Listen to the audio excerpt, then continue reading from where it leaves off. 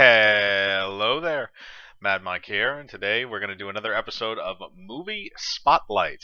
And we're going to spotlight one of my favorite modern action movies with kind of an interesting little gimmicky twist on it, and that is Hardcore Henry. Now, this movie itself it feels like kind of an experimental piece. It's not like, a lot of movies have POV sections. You can look at the original Doom and stuff for that, where you have the Carl Urban section at the end where all you see is, from the point of view of him holding the gun. But in a lot of cases, that only lasts for like a few minutes in terms of the movie. In this, the entire film is filmed from a first person perspective. And I don't know how they make it work, but they make it work. And I'm going to tell you this. This film might not be for everybody. I feel like people might get, people that have vertigo or people that are motion sickness and stuff like that might not like this too much because there's a lot of like shaky action and stuff like that. It's kind of similar like when you play a video game, how you have the FOV slider and stuff. But I think that maybe that would cause some problems for people. But aside from that, there's really nothing to stop most people from seeing this movie. But this movie, the action in it is amazing. And, again, it's filmed with a camera that is attached to the actor. And I'm assuming the actor is a stunt man or something like that. I think I read that there were three different people that were used for the action scenes, one of which actually being the director, apparently. But the thing is that the action scenes in this are really, really crisp. They remind me a bit of Taken. In terms of kind of the realism of it, because like he'll just shoot a couple of people and stuff like that, and then he'll keep going and shoot, shoot, shoot, shoot, shoot. And it does get kind of goofy later on because he's kind of like a cyborg and stuff like that. The opening scenes kind of set that up, and the only thing I will say is it's very, very light on story. The story is as bare bones as you can get, and it doesn't really work on on too deep of a narrative level. It's one of those movies where it's just kind of like, all right, the plot is designed to give you these really interesting action scenes. But the thing is, the movie doesn't really overstay its welcome. I think it might actually be under an hour and a half long. I can't remember the exact runtime, but it's not very long. It doesn't drag on to an extent. And all the action scenes are very different from one another in the sense of like how they progress. You also have Sharlto Copley, who many people remember from District 9. He played the lead character Wickus.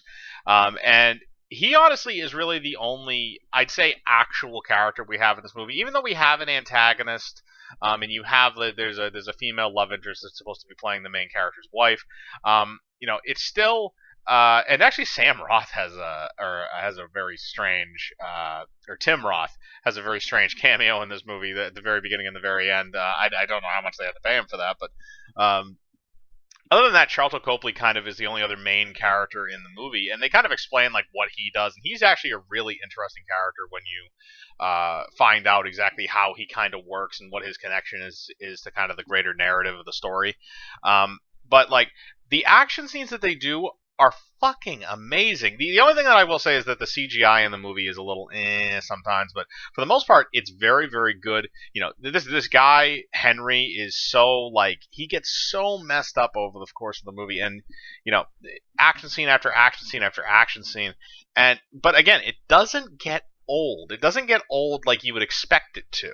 And I think that's a credit to the filmmakers. That's a credit to the people that were the choreographers. The people that were planning out those fight scenes. The cinematographer. Well, I don't know if it was really a cinematographer because it's just a one camera view from a GoPro basically, and you just have edits in between. But I think that they did a very good job. You can tell that all the stunts were actually done by real people.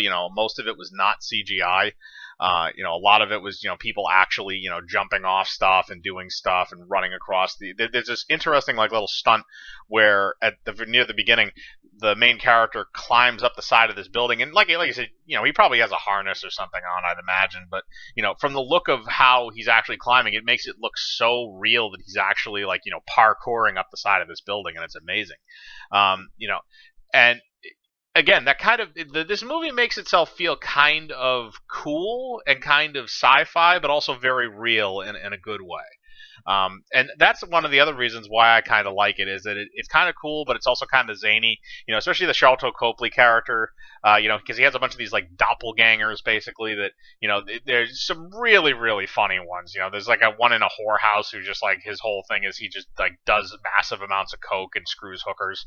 It's really really funny what he does. There's a bunch of like wicked funny scenes. The scene where he gets lit on fire that's hilarious. But it's one of those movies that if you just sit down and watch it, it's an experience film in terms of actually watching it. It's one of those things like if you're not into the whole POV thing, if you can't get into that in the opening part of the movie, then you're probably just going to be lost. You're probably just going to not really enjoy the movie. But if you can get into that, I think a lot of people that play video games are probably going to like this movie. Because it feels an awful lot like that to an extent. But there's so much cool shit that the main character of Henry does, especially when you get to like the final fight, which is just balls to the wall, insane. People just getting just destroyed, ripped apart, thrown into fans and shit. And then you get all of your stuff. And the other thing I will say is that even though the antagonist is very two dimensional and we don't know a lot about him, he makes you hate him over the course of the movie, so that by the time you get to the end fight, you're ready to see this guy get his ass kicked. And that's something that I think that a lot of antagonists kind of fail at, is that by the time you get to the final fight, it's like, oh, whatever, he's evil, but he does whatever. It's not like this movie actually makes you dislike this guy to an extent. It just makes him into such a dick, and again, that's a credit to the writers, especially when you have a silent protagonist. And they do have a plot reason for why he's silent. Like, he doesn't have like a speech box or something. Like, he's a cyborg, so they're supposed to like install it, but they don't. They're picking out his voice, and that's when kind of all the shit hits the fan.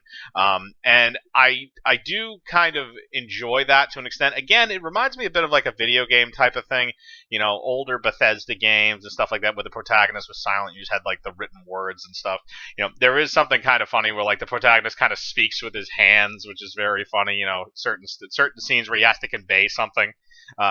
He speaks with his hands, and I do enjoy that. But like, there's so much just.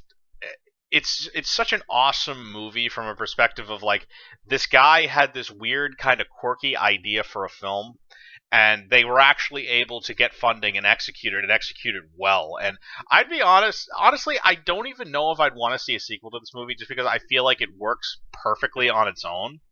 And I think that if you did a sequel to it, I think that it would inevitably it would get old. It would inevitably get old. Um, but just being its own little film, I love Hardcore Henry. I remember I saw it, and then I think it was on Netflix. I saw it on Netflix, and then I immediately bought it on Blu-ray. I think the next day, because it looks so awesome, and it's so fun to watch. Again, it feels like you're kind of watching a video game, but it's a lot more.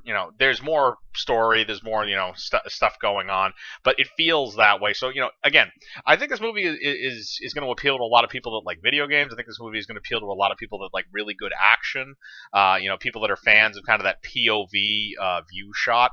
But it's not going to be for everybody, and I understand that. But I would recommend giving it a watch. But I want to know what you think. Have you ever seen Hardcore Henry? Do you like the film? Do you not like the film? Do the visuals actually make you, feel sick or dizzy or anything like that? Because I've never actually asked anybody that question of, whether or not that the visuals in the film have physically affected somebody, from like vertigo or something like that. Because there are a lot of like up, building shots and stuff.